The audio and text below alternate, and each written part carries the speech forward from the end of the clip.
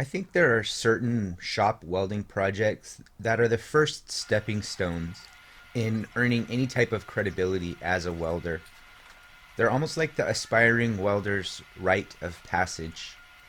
Now, certain projects that would be on this somewhat universal list would probably be a welding cart for your welder, probably your first welding table, maybe some type of storage system for your clamps or your hammers. Or what about a vise stand?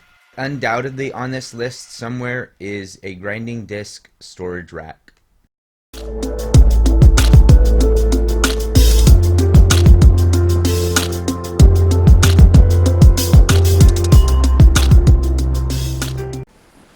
The small rack on top of my Husky toolbox was a temporary solution.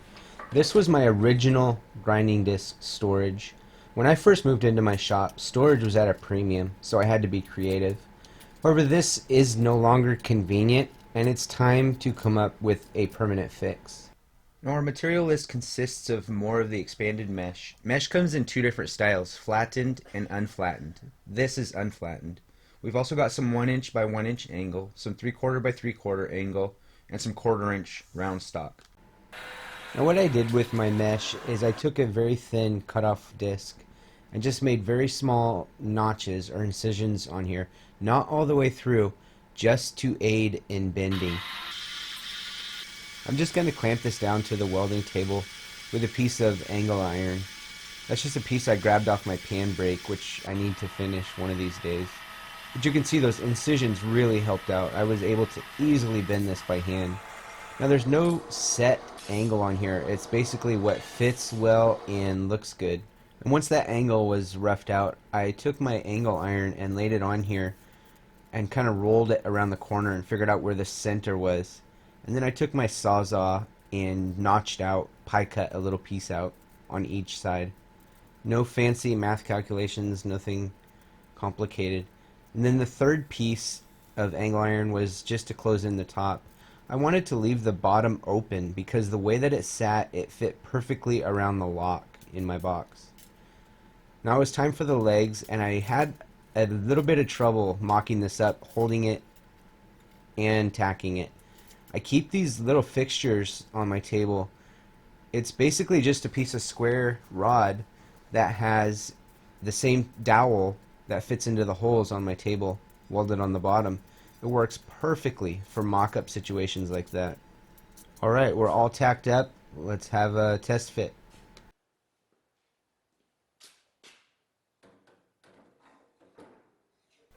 Got to sneak it in there behind that lock that I mentioned earlier.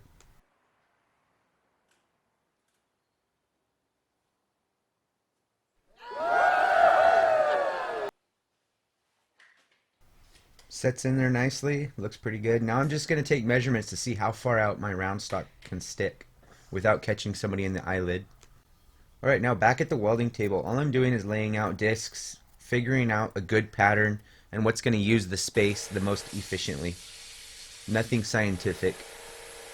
Another tool I made there, my belt grinder. Half scrap, half new parts. Just cleaning up that 1/4" round stock, putting a nice chamfer on the top. Now when I laid out my 1/4" stub locations, some of them hit in the center of the diamonds, like this. Not all of them landed on an intersection nicely, like this.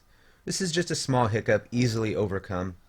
Now the best solution I was able to come up with was just tack welding a washer onto the back of the 1/4" stub. And I think ultimately this was a good problem to have arise.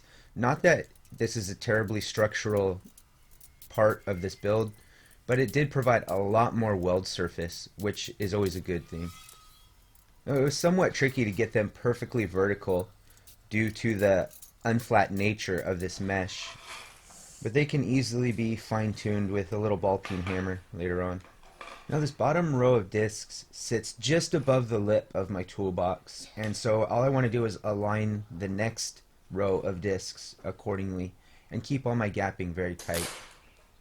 The large discs don't merit as much real estate because in my shop, 7 times out of 10 I grab the 4.5" angle grinders.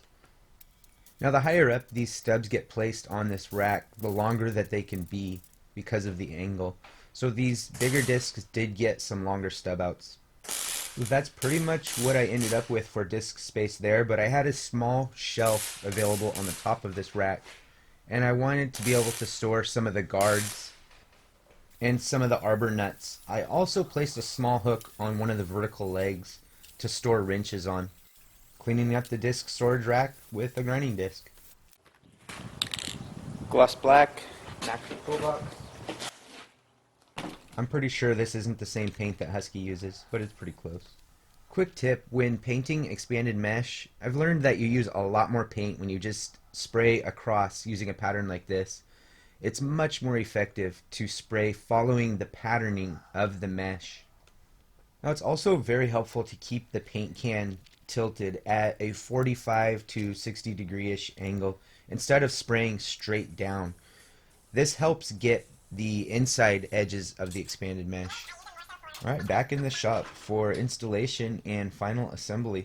And look at how closely that paint matches.